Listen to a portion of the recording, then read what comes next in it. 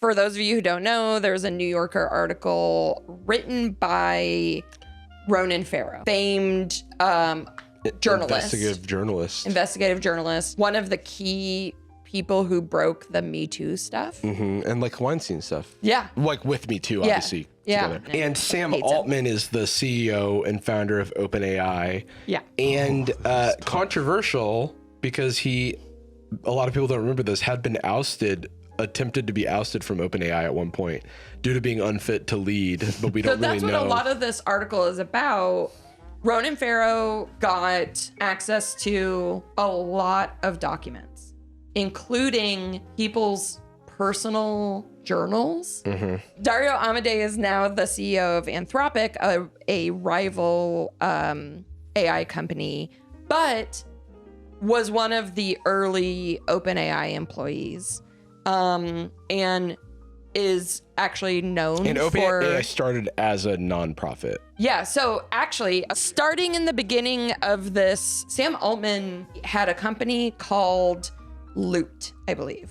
L-U-T-A? Is it the L-O-O-P-T? That's like the company he exited for like 40 million or something. It was like his first like exit. Even going back as far as Looped, he was very young, and people kind of thought of him as like a very smart guy. He was in Y Combinator. It is a startup accelerator in Silicon Valley. Yes, and is a nonprofit. I think them themselves is a nonprofit, but there's like the benefits of the way Y Combinator tends to work is it is a nonprofit itself, and it helps people start startups, but Y Combinator gets percentage ownership. Like they get stake in the company. So profits happen. Oops. What a pain. Oops, all profits. So Sam Altman goes to Y Combinator, starts Looped. Looped is pretty quickly failing. Yeah, of course. But because Sam Altman is such a likable guy, he has made so many friends and people who believe in them. He actually ends up selling Looped to another company for quite a profit. An investor told us that Altman was known to make personal investments selectively into the best companies, blocking outside investors into these Y Combinator. Did he know, or he's just big slip up? Oh. Oops. Altman denies blocking anyone. Oh, okay. When Altman made an angel investment in Stripe, a financial service startup, he insisted on a bigger portion. Galling Sequoia's partners. Let's get Grammarly going at the New York Times, or the New Yorker, sorry, of course. A person familiar with the deal said, the person added, it's a policy of Sam first. So even at Y Combinator, it was very clear he was using his position to his own gain, right? Sam first. That's so funny. Around 2010, he made an initial investment of $15,000 in Stripe at 2% share. A 2% share fucking in a company. That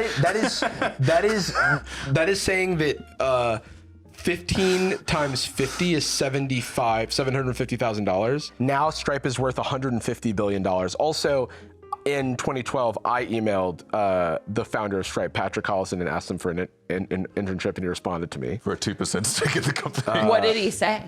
He said that he has no doubt that I'll be successful, but I'm too green or something like that. It was actually quite nice, but... You're a little too brown for us. Yes. So do you want to know how much money Sam made? Yeah, how much? 3 with 9 zeros. $3 billion. And that's just one company of many that he was I'd give Stripe $15,000 if I could get it at fucking 2% share. Yeah, fuck it. Shit. I would actually be willing to make that much money. People start noticing this. He's getting complaints. Hey, do you have billions of dollars? I think I just noticed this. Some people at the office have been noticing you've been wearing gold suits. And just that he's like power hungry. Like he's kind of wielding his power handily, you know? Here's a quote from the article. Picking up on the analogy to nuclear weapons, he proposed a Manhattan Project for AI.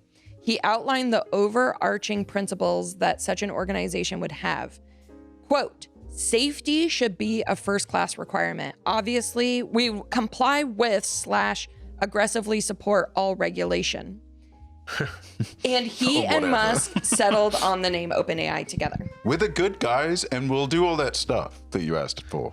It's very funny to be like, we want someone other than Google to do this first, because like, I don't know. All of the board is frustrated with what feels like a turn into the direction that they were avoiding from the get-go. Right. But both Elon and Sam are repeatedly saying, like, if someone's going to make money off of this, it should be us, to the board. Because we're the good guys. And the board is starting to be like, yeah, you're right. Okay, maybe we should have a CEO. The They're risk kind of god.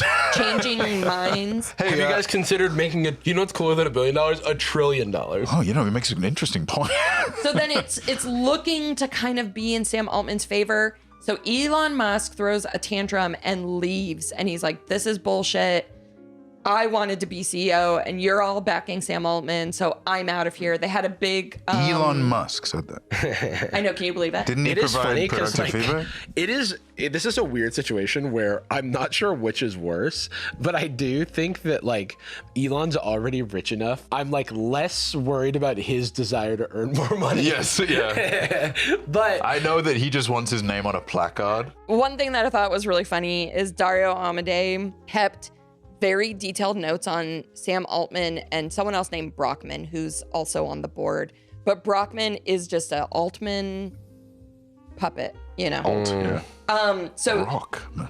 Dario Amodei was like keeping detailed notes on their behavior for years in a file called My Experience with OpenAI, parentheses, private, do not share. that is awesome. Oh, geez, I almost... But yeah, he wrote that Altman's goal was to build an AI lab that would be focused on safety. That's just a burn book. That's just gossip. 200 pages. That's just a rant. AI lab that would be focused on safety, maybe not right away. But as soon as it can It's another... We'll get to it. For the life of me, can't remember what our plan was. Was it monopolize the government? It might have been. Is it replace art production? That's the funniest thing. It was monitoring the civil populace. That was it. I've completely forgotten. It's making a nuclear bomb. So the whole rest of the article goes into detail about how much Sam Altman has lied. To the point where it's like he is kind of a pathological liar. And he even has said in so many words, he lies to get shit done, to get what he wants. Love Survivor. Multiple people... He's thinking about this shit like Survivor. Multiple people have quoted him as saying, it's not really about money for him, but it is about power. I think you can... I think once you're in the Billy, I think nothing... Like, it's not really about money. Like, okay, it would be if you had no money. I know, but I think money's begetting power. Yeah. You know what I mean? Like, that's his ultimate goal. Like, that's why he's doing all of this. Yeah, it's like Epstein wasn't rich, but he was able to get proximity to power, and then the richness came somehow. You supersede currency. It's just, yeah. And yeah, I don't know why everybody was always hanging out with that. And he has contradicted himself so much, like that interview on Jimmy Fallon. He's like, no, I just think AI could figure out a way to give us an infinite source of reusable power. But then so many times he has talked about how, like within the company, about how it would be really awful if AI takes over the power grid and denies us power. It's like, which one is it? Yeah, I guess that would be bad. Maybe it's neither, and maybe it's both. For years, we've been looking for ways to raise my kids. Oh my God. Thankfully, there's finally an AI that can do it. I don't know how I would have raised my kids without AI. You know what I mean? And I'm like, what about... Well, mainly because I'm a husk of a man. My parents weren't able to do it. I think ultimately the thesis of the article is like, don't believe anything this guy says. And again, I do think he gets a little bit of camouflage from being meek. I do think that, like, hey, you know, a little fella like me? Oh, I wouldn't be able to tell a lie to save a ladybug. Dag nabbit, Mr. Fallon. I can't raise my kid. I never did think I could raise a kid. And now I can with AI. I had to look up, what do you do with a poopy diaper? It said keep it. Mr. Fallon, all I want's another $1 billion.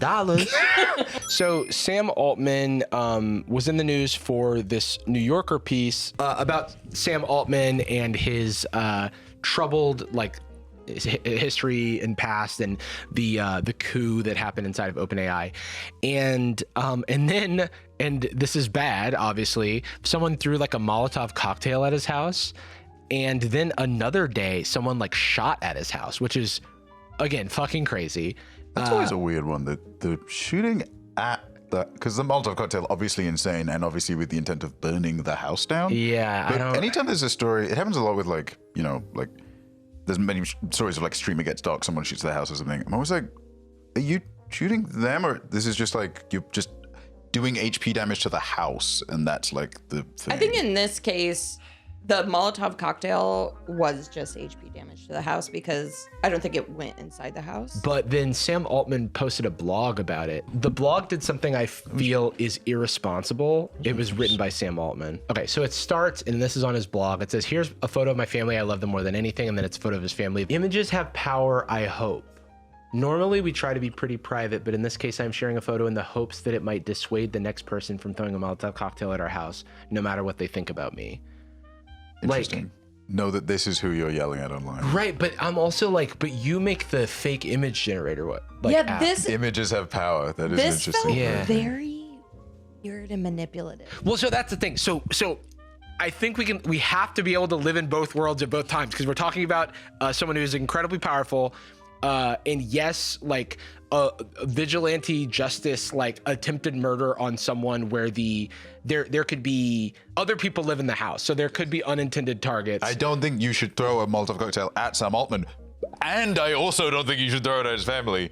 And also, I think this has weird vibes. And yeah, so that's the thing. It's like I don't want to victim blame here, but what I do want to do is say that he is a very calculating individual, and it does appear that he is trying to leverage this moment for his own PR means. And it's crazy to And maybe like, that's cynical of me to say, but how I is think anyone it's like, how do you ignore the irony of say, like basically opening and saying, you know what really matters? Authenticity. So the first 3 paragraphs of this, the one you just read, the first person did it last night at 3:45 a.m. The first person, meaning it will happen again. Thankfully, it bounced off the house and no one got hurt. Now, the third paragraph is words have power too. There was an incendiary article about me a few days ago. Crazy. How is that connected? That is a conflation. Mm-hmm. That is a calculated conflation of a Molotov cocktail being thrown at a house. And I'm again, take this as me viewing this through the most cynical lens possible. Sympathy photo of your family. When you're mean to me, this is who you're being mean to. Followed by someone tried to burn down my house with a Molotov cocktail. And an equivalent thing to that, as in the word to, T-O-O, he is connecting these two ideas. Words have power too. There was a New Yorker article that I didn't like. There's a thing that I felt bad about. Hey, you know, it's not related. Here's their address. You know, like the funniest thing. Again, it's like, I think that this is a very irresponsible comparison to make. Incendiary article. He said the article made things more dangerous for me. And I disagree, because I read that article. The article was extremely fair. I respect the journalist a lot. And I also think that this type of response is someone in power weaponizing this opportunity to shield any criticism against them in the future. Yeah. So you hate me. He's hating it, no, so it's you like, hate me. It's because it's like, hold up, man. You are the CEO of this $1 trillion company, is what you want. Like that's what they're shooting for with all these valuations. It's supposed to change the world. It's supposed to have this, you know, incredible impact. Looking forward to hearing what that is, but you know, it's coming. And you also need to be able to be criticized when you as an individual have this immense amount of power. It's also the reason that like you shouldn't throw a Molotov cocktail at a congressperson's house, but you should like hold them to the figurative fire when it comes to their voting record. Or I don't care if you shout at them at a restaurant personally, but... And I also don't think there's any connective tissue between that happening and then the guy shooting from a book depository. You know, that's the they're thing. just not related. It's like when you are in power, it is convenient for you to conflate these things, because now it is any criticism is life or death for me. And that is obviously not true. Words have power too. There was an incendiary article about me a few days ago. Someone said to me yesterday they thought it was coming at a time of great anxiety about AI and that it made things more dangerous for me. I brushed it aside. So there was an article. Who knows what it said, but it's... And the article... Its and the thing is, existence I was hate dangerous. this is it's like the death of truth or whatever in the fake news era. But like when investigative reporting happens, even on nights we talked about the Satoshi Nakamoto Bitcoin article the New York Times put out, and even if this guy came to the wrong conclusion, he did have a lot of like sources that he followed up on. In Ronan Farrow's piece, he had dozens, I believe, of insider sources that this stuff is coming from. He had dozens of internal memos and things like that. It was the definition of journalism. It was almost like, when you cite sources in an essay, and it's just context, reason, context, reason, context, reason, and like, what is it about the article you don't like? Like it, but that's not important because it's not most people aren't going to read it. I want to mention it enough to get my needs out of it, but I can't mention it too much because it might actually have good faith criticisms of my actions. It shares a little bit of energy with like, I just had an argument with my girlfriend. My girlfriend's crazy. She's crazy. She's crazy, dude. She's she crazy. said something that made me feel bad. The version of that in here is he said, I have underestimated the power of words and narratives. So the narrative, I think he's using that phrase as lies. It's a story. That's another Someone told tactful way a to say story it. about me. The other issue I have about I have underestimated the power of words or narratives, I'm like, that's an embarrassing admission given cringe. You're the stolen words guy. You're the word model guy. And you think you actually have been telling investors that these words are worth $1 trillion and now you've underestimated them. It's so absurd. And so obviously disingenuous. also in a world where we know the effectiveness, we've had hundreds of years of printed propaganda. Let's see, cotton gin. Printing press was 18. Yeah, so we've had a couple hundred years almost of ever since the printing press, we have had propaganda, printed materials, and now it's moved online. And the reason that shit has been effective in authoritarian governments, in history, in rallying support for good causes and for human rights and stuff is the power of narrative, the power of words. We know You're writing a blog. Yeah. He's also the mouthpiece of a company. He does know the power of words and narratives. He's writing them. Yeah, but maybe He wrote them here. Well, ChatGPT did, but he assisted. But maybe I'm being too unfair here. So let's continue. First, what I believe. Working towards prosperity for everyone, empowering all people, and advancing science and technology are moral obligations for me. Okay. So this is starting to turn into why we aren't evil, and I kind of don't care because that's just PR speak. It feels like here's an opportunity for me to say the mission statement that I'm not actually going to be beholden to. No. Don't check. My greatest weaknesses: dick too big, too good at fighting, too handsome, probably. Yeah, that's how you got this job, right? My steak too juicy. But I'm sorry about it. I work too hard to advance. That, by the way, working towards prosperity for everyone, empowering all people. That's kind of like someone who heard about principles. They're like, me? I like the stuff that's good for people. Nice, yep. Me too, first. This is just straight up an advertisement for AI. AI will be the most powerful tool for expanding human capability and potential that anyone has ever seen. Demand for this tool will be essentially uncapped, and people will do incredible things with it. What does that mean? It means that there's there'll be so much demand, it's unfathomable. You can't cap. There's no limit on the demand for this thing, but there actually is a limit, and it's the human populace. Yes. And it's also the people who have access to technology and clean water. Uncapped. You've misunderstood, I'm afraid. Okay, but the world deserves huge amounts of AI. This is why it's like you have poisoned the well, in my opinion, because there is writing a sympathy piece about protecting your family, but now it seems that you stepped onto your soapbox. And you are now giving me a presentation about the merits of AI. It's like a mid-roll ad. Yeah. You got partway through this big statement, it was like, while we're talking about it, have you seen my fucking computer? Speaking of the power of words, I wrote this blog post with the new ChatGPT Chrome extension. It's the weirdest thing, I don't know. Okay, but again, it's like, I don't want to belittle the human danger that this person is in. But how naive do you have to be to think that that's not? But yeah, what these he's two doing? things, like I feel like, here's the thing. That's right. And I truly believe this. You're either stupid or you think I'm stupid. Yeah, 100%. And I think you think I'm stupid. Yeah, and not you think I'm stupid. You think that a percentage of enough people will not critique this because you're hiding in a shell, in a sympathy shell. You cast shell. Which is you like cast protect. you put barrier. Yeah. I think there is a fundamental tenet of the world, the belief set you have to hold to like want to wield power like this, to like want to acquire the world, to acquire power, where what you have to do is digitize the idea of being a person. You can then like, and I think everyone is guilty of this when you anonymize like most people and make and focus too much on your own personal bubble. I think there is a very easy instinct to say, well, most people don't think as critically as I do. So what they do is they wake up, they have a bug's brain, they eat, they just go, they get nectar, they don't know why they're doing anything. And the truth is like, no, actually everyone has a pretty complex internal world. Not everyone has the time, privilege, education, natural position to get to like articulate it and take action on it or challenge their own beliefs or principles. But people fundamentally do think and care about things.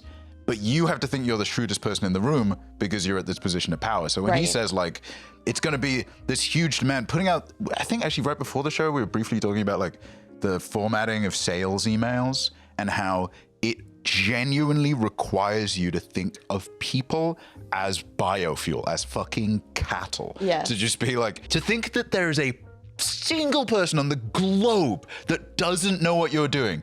Oh, there's a Nigerian prince who's interested in giving me diamonds. Yeah, you can capture someone now and then, but the way that sales emails do it, it's like they think most people will see, hey, hello, Jarvis Johnson Gold. I've really been enjoying your most recent name of video, date of release. Yeah, it's like, hello, null.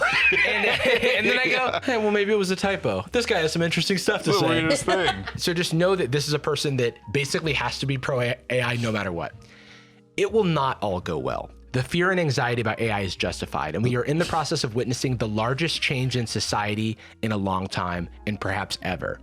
I always like to think about these tech things where it's like, imagine they're selling like lemonade. You know what I mean? And it's like, but you have to talk about it like it's gonna. Our lemonade will kill 50% of the population. But we have to move forward. Because this lemonade will revolutionize the next 100 years of society. Talk about like templates. I mean, this is how like a press release for a new Ubisoft game comes out. It's like this, brother, this patch for Skull and Bones. This is what Trump.penis coin is gonna, this is actually what they say it's gonna do to my finances. Cock.ly. We have to get safety right, though we are accelerating it. That's a parenthetical I added, which is not just about aligning a model. We urgently need a society-wide response to be resilient to new threats. However, we can't move. Society can't move fast enough to keep up with the speed that this stuff is moving. This includes things like new policy in this country to help navigate. It just can't happen. It'll get passed in 100 years. And after reading the article, policy he fought against. Yeah, He is doing the very common thing. I think it's like with the throwaway, like a certain article that basically made me get attacked. Like those little throwaways, it's so common that people, when they're trying to assuage responsibility for stuff, that they say things like society-wide. Yeah. Because like, so me, I'm culpable for managing this because society is not legislative. That's the result of that. Like. Oh, yeah, it's a little bit like, pipe down. I'm getting attacked and you need to chill because AI is being forced down your throat and that's good for society. These kids I'm teaching refuse to learn the alphabet. I'm not a bad teacher. They're just rude to me. AI has to be democratized. Power cannot be too concentrated. Control of the future belongs to all people and their institutions. As long as those institutions have incredible buying power and the power of the dollar. Me standing at the part where like Darth Vader presents I'm Palpatine in the Senate saying AI has to be democratized. Like, I trust this is what you would say if you were still doing the Open AI Foundation nonprofit. Yeah. Like, all AI needs to empower people individually, and we need to make decisions about our future and the new rules collectively. Okay, then you're exist in a private company cabal. Like, Yeah, so should we all be voting on your board? Is that what you're saying? Like, can you put up a website where I can say yes or no on stuff? Yeah, it's like, should you be open source? Like, these are the questions. Like, because this was a big disagreement between Elon Musk, who I'm unfortunately agreeing with here, and Sam Altman, which was like whether or not it should be open. Like is in the fucking name. Adaptability is critical. We are all learning about something new very quickly, but we're forced to put it on the market. We're forced to put it in market before we know anything about it, and then teenagers are killing themselves. It doesn't need to be quickly. Yeah, that's what I'm saying. You did that. You created the fucking pressure to do this. It's making the moral case for why you get to do exactly the thing you want to do for money and power. It's like the guy that pushed the giant Katamari boulder that is destroying the town is going, we need to adapt around the boulder. Dodge the boulder, dude. What are you doing? This boulder is coming whether we like it or not. It's like, brother, you are pushing the boulder. I know it's coming because I'm looking right at it and my hands are on it. Yeah. And let me tell you, you're going to need to move. Why didn't you move? No one understands the impacts of superintelligence yet, but they will be immense. I don't like that no one understands it. Wait, the Whose job is this? Part before that, he's like, we're all learning about something new very quickly. Some of our beliefs will be right and some will be wrong. And sometimes we will need to change our mind quickly as the technology develops and society evolves. So you're saying the technology is developing on its own and we need to just get with the times. The truly transparent version of this is we are making money. I stand to make so much goddamn money and not even money. I will get so much power if I can do this. So I have a great opportunity to become individually very powerful. And you are going to have to deal with the consequences of my ascent to power. I'm going to do it. And I'm doing it. It's like, look, you can't stop me. I have dynamite and I'm going to blow us up. You can either say that my outfit looks cute or I'm going to blow us up. It's and like look, if there's no other Oppenheimer, choice. it's like if Oppenheimer didn't have regret about the atomic bombs that he helped develop. It's just like, well, shit, I didn't even know I was doing it at the time. I empathize with the anti-technology sentiments, and clearly technology isn't always good for everyone. While we have that debate, we should de-escalate the rhetoric and tactics and try to have fewer explosions in fewer homes, figuratively and literally. Bro's hitting the word count. That is a crazy way to wrap it up because we weren't talking about that for a long time. No, but he wants to bring your mind back around to his. While we have that important debate, I think we just need to remember to de-escalate all of this drama and leave mean comments on Ronan Farrow's article. I think ultimately is the important thing. Am I out of pocket for saying that, like, you can't speak for society because you have a level of wealth that allows you to operate outside of it? And a level of contempt for society. Yeah. And he's also buddy with Peter Thiel, who is an insane man. You don't have to be beloved. Who Peter Thiel wants, like, he like invested in dictatorship cities that were like built on the water. He actually doesn't agree with, like, straight up would not agree with this.